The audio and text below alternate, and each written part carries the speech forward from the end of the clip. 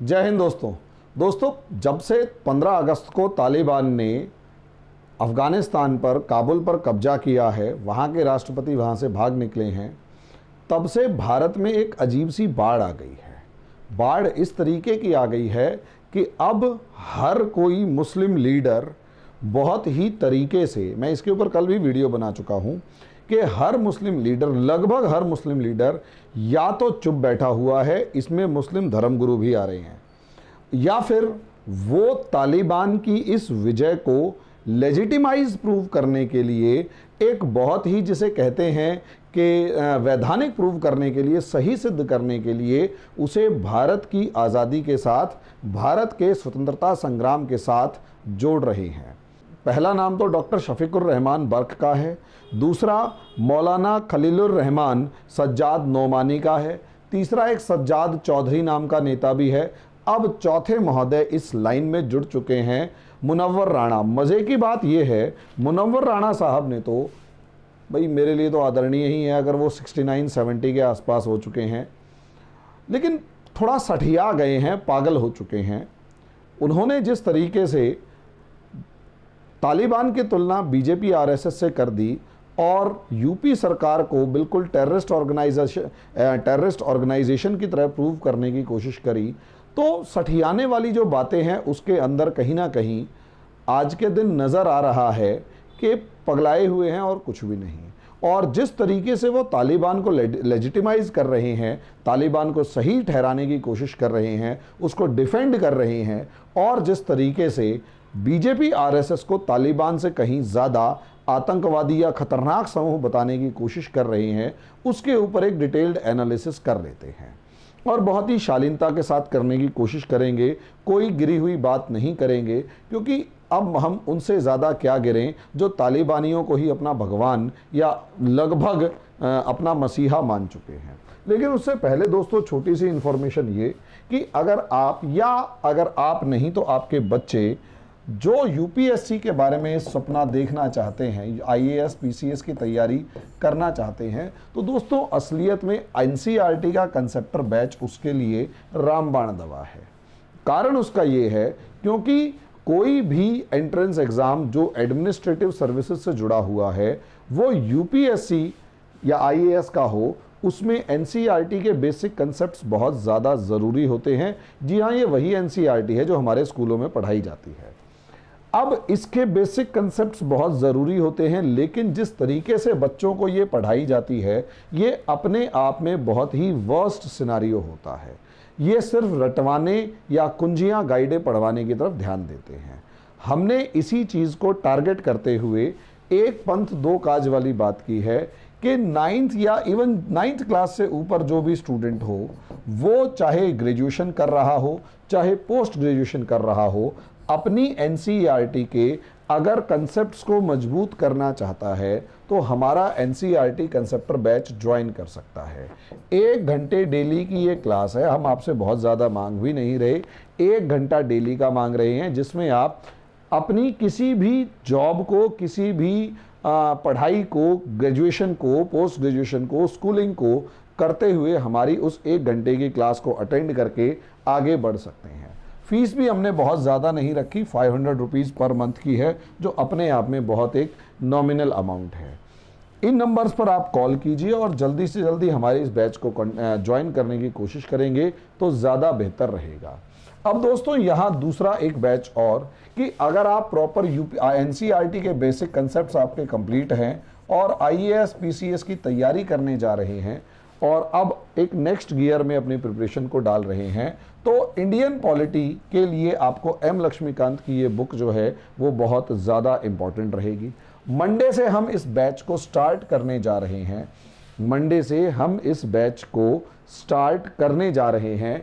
इसको polity कंसेप्टर batch नाम दिया है। इसमें कंप्लीट आपको इंडियन पॉलिटी करवा दी जाएगी और इसकी जो फीस है वो हमने सिर्फ और सिर्फ 500 रुपीज़ पर मंथ रखी है, जो अपने आप में नॉमिनल फीस है। बहुत ज़्यादा इसके अंदर डिस्टर्ब या परेशान होने की ज़रूरत नहीं पड़ेगी। 1 घंटे का ये बैच भी है और इन नंबर्स पर आप कॉल करके इस पूरी बुक को कंप्लीट कर सकते हैं, हमें सिर्फ अपने दिन का 1 घंटा देके।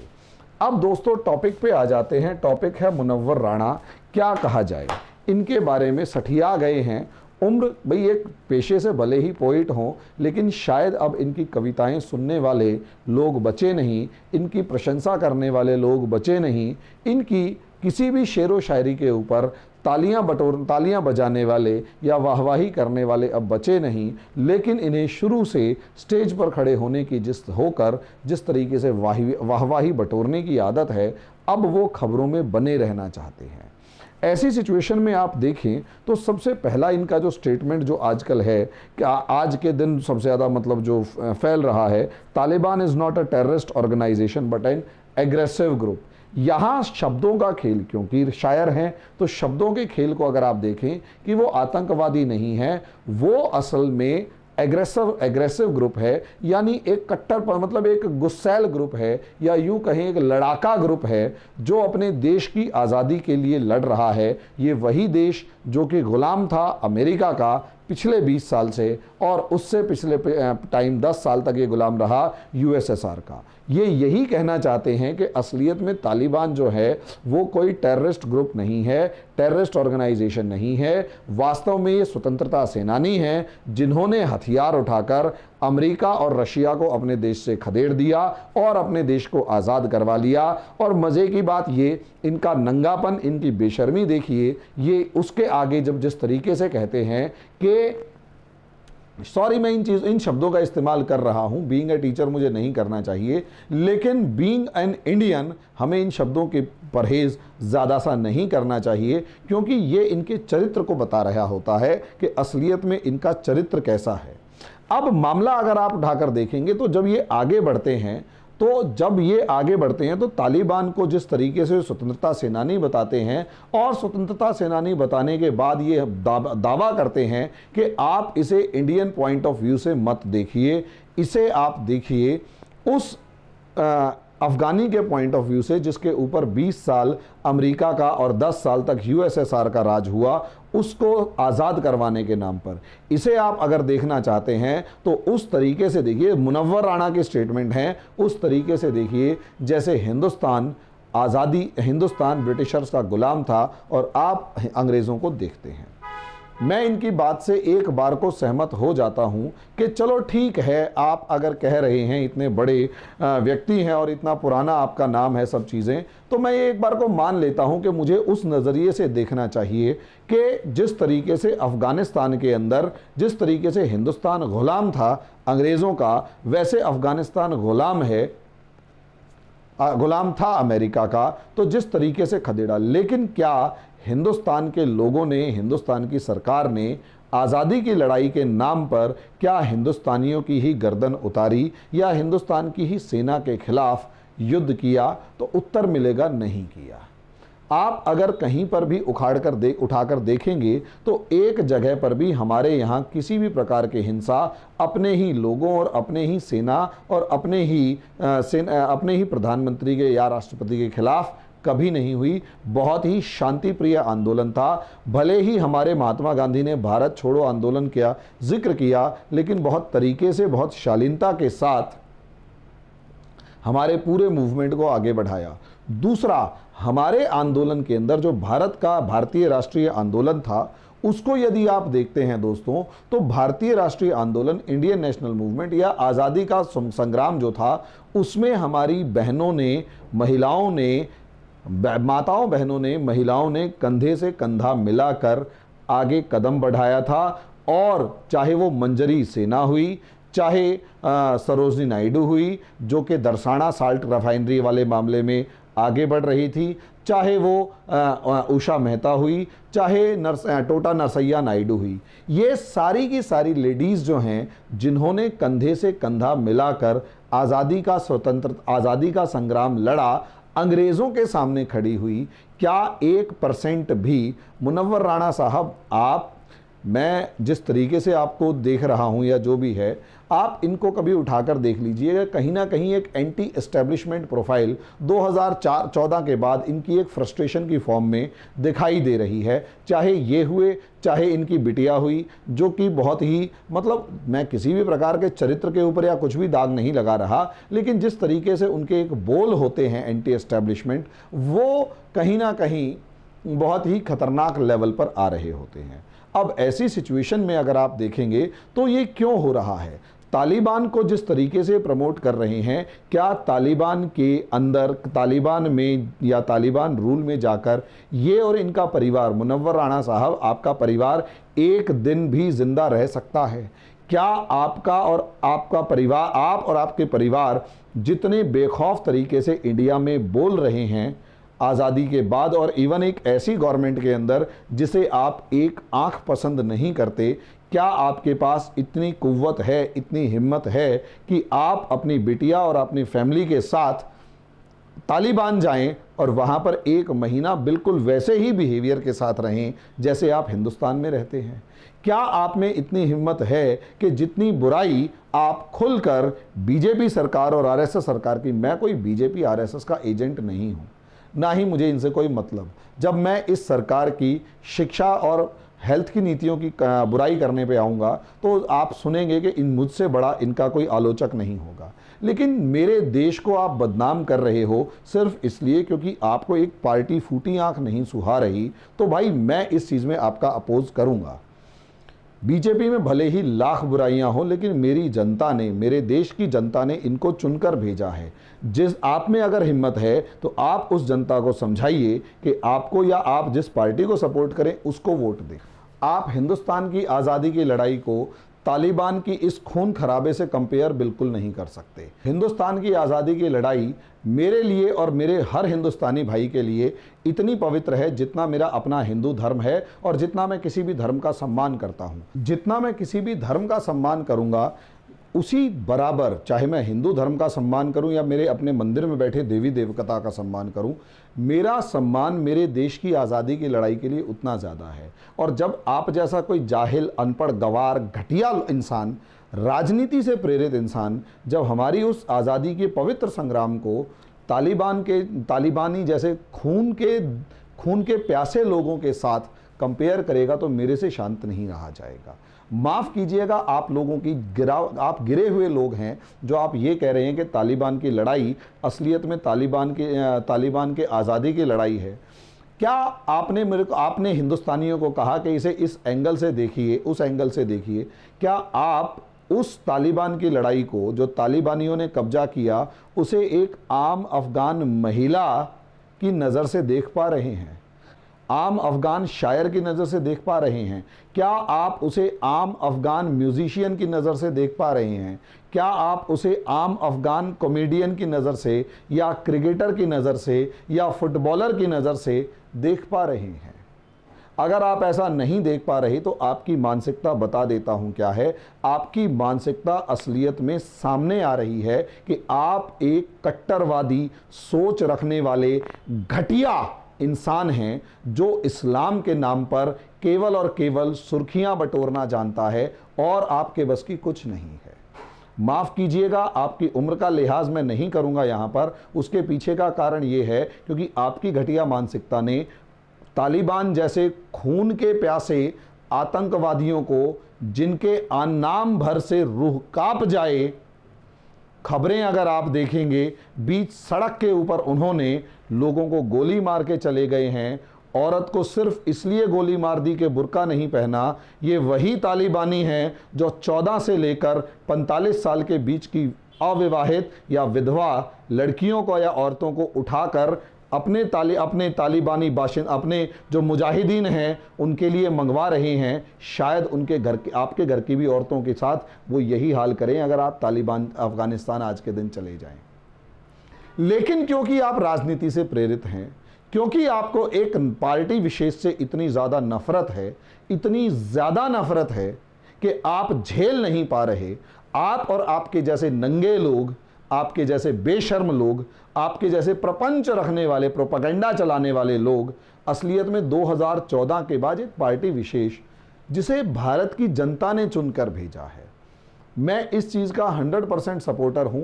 हमारे देश में मैं जिसे वोट दूंगा मेरा व्यक्तिगत मामला है, आप जिसे वोट देंगे आपका व्यक्तिगत मामला है, क्योंकि हमारे संविधान बनाने वालों ने डेमोक्रेसी को चुना है।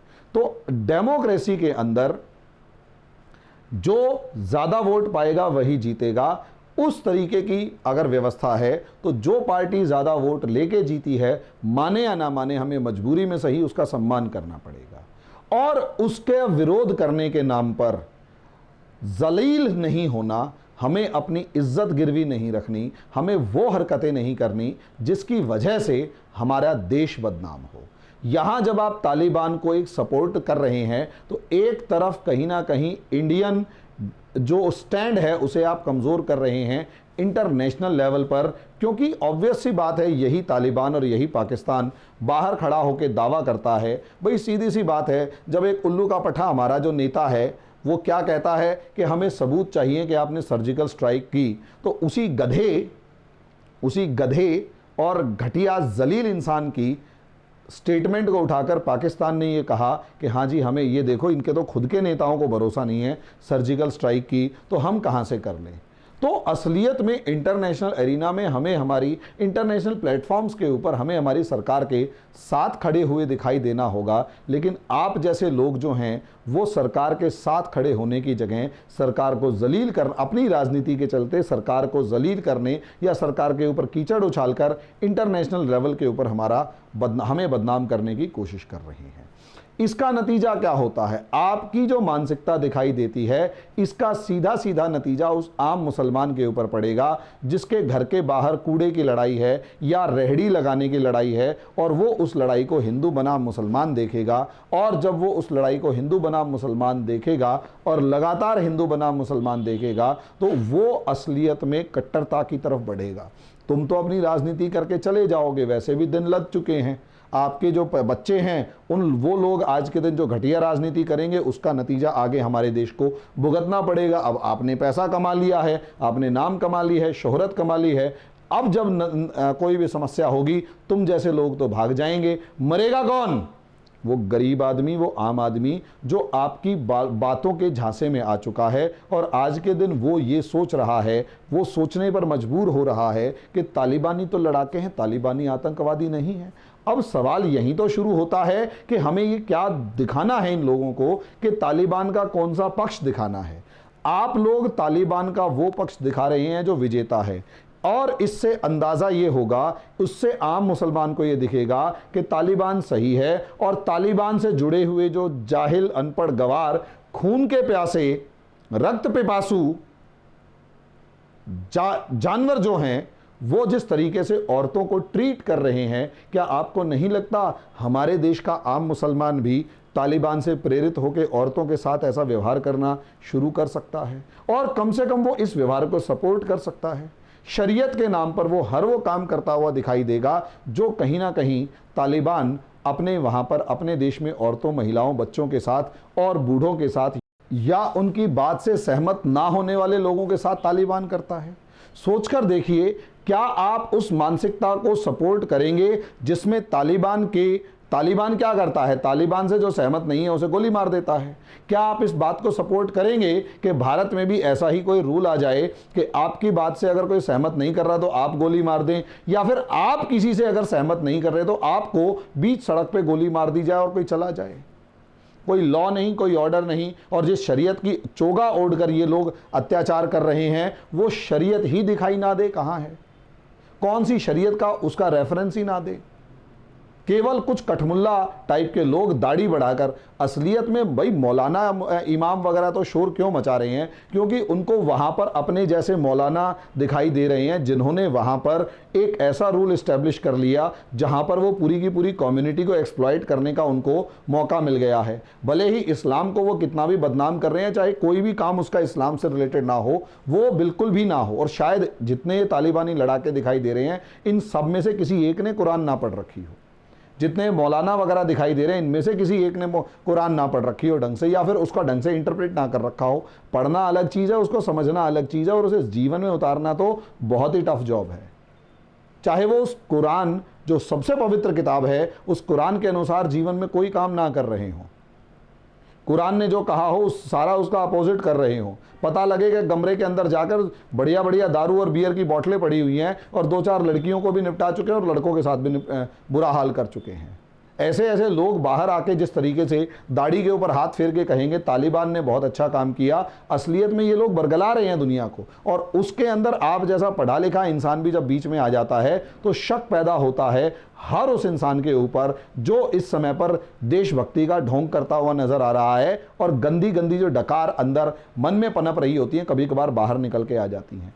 इसका सबसे बड़ा खामियाजा अखलाक अहमद से लेकर पहलू खान से लेकर जो अंसारी जिसको बांध के मारा गया था उसको भुगतना पड़ता है, क्योंकि केवल आपकी बातों का असर मुसलमानों में तो पड़ेगा नहीं, आपका बातों का सीधा सीधा असर किस पर पड़ेगा? हिंदुओं पर भी पड़ेगा, जिन्हें हिंदुओं को भड़काने वाले जो ग्रुप्स हैं, हिंदू रेडिकल एलिमेंट्स हैं, वो मुसलमानों को का डर दिखा के भड़का रहे हैं तो वो भी भड़केंगे। भाई मुसलमानों को अगर आप भड़का रहे हैं तालिबान का नाम लेके, तो दूसरी तरफ भी आपके जैसे 2-4 रक्त पिपासु टाइप के लोग हैं, खून के प्यासे टाइप के लोग हैं जो हिंदुओं को भड़का रहे हैं। वो तभी सही प्रूव हो पा रहे हैं जब आप जैसे लोग तालिबान जैसे खून के प्यासे लोगों का जब सपोर्ट करते हैं तो भारत के अंदर समस्या आती है। और अगर आप जैसे लोगों का विरोध नहीं किया गया तो भारत का जो सांप्रदायिक सौहार्द जो कहीं ना कहीं बहुत ही नाजुक दौर से गुजर रहा है, खराब होते हुए देर नहीं लगेगी। और तुम जैसे जानवर तो ये चाहेंगे कि हिंदुस्तान जो है वो हिंदुस्तान हमारा ना रहकर नरक बन जाए। अगर तुम जैसों को हिंदुस्तान पसंद नहीं आ रहा तो एक बार अपने पूरे परिवार को लेकर तालिबान दफा हो जाओ। यहां केवल उस मुसलमान को रहने दो जो हिंदू मुस्लिम भाई भाई का नारा लगा रहा है। तुम जैसों की यहां कोई ज़रूरत नहीं है, क्योंकि तुम लोगों ने हिंदुस्तान को बर्बाद करने के अलावा कोई काम नहीं करना। तुम्हारी यही हरकतें देश को बर्बाद कर रही हैं, यही हरकतें देश को बर्बाद कर रही हैं। तो दोस्तों, मुनव्वर रैना जैसों को सुनने की कोई ज़रूरत नहीं है। ये लोग वो हैं जो असलियत में अब इनका जो नकाब है वो उतर रहा है, और कितनी बेशर्मी से इन्होंने अपनी ज़िंदगी जी होगी, कितनी घटिया कुत्सित मानसिकता के साथ, कुत्सित मतलब घटिया, यहाँ कुत्ता कुछ से कोई रिलेटेड नहीं है, कुत्सित मानसिकता के साथ जिन्होंने अपनी ज़िंदगी जी होगी। बस ये है कि कांग्रेस के चमचे रहे होंगे, कांग्रेस के तलवे चाट के इन्होंने अपना नाम बनाया होगा। वो सरकार गई तो इनको टुकड़े डालने वाले जो मालिक थे वो चले गए। अब ये बस तिलमिला रहे हैं, कभी इंटॉलरेंस और कभी सब चीज़ें। और अब इनका क्योंकि चल नहीं रहा तो हर उस मामले के अंदर ये टांग अड़ाकर चाहते हैं कि मेरे अनुसार करोगे तो ठीक है, वरना मैं तुम्हारे को थूकूंगा तुम्हारे ऊपर या तुम्हें बदनाम करूंगा। लोकतंत्र है, बदनाम करना ठीक बात है। अब यूपी गवर्नमेंट ने देवबंद में एटीएस का दफ्तर या कुछ ऐसा खोला, आप उसकी बुराई कर सकते हैं, लोकतंत्र है, कीजिए। और आप अपने पक्ष को सही और दूसरे को गलत करने के लिए वाद विवाद कीजिए, लेकिन भारत को तालिबान से कंपेयर ना करें। भारत के अंदर कोई ग्रुप ऐसा नहीं है जो तालिबान से रिलेटेड है। जो इन्होंने कोशिश करी है RSS, BJP, Bajrang Dal, VHP को तालिबान से कंपेयर करने की, तो इसके ऊपर मैं अगला वीडियो बनाऊंगा। तब तक के लिए धन्यवाद।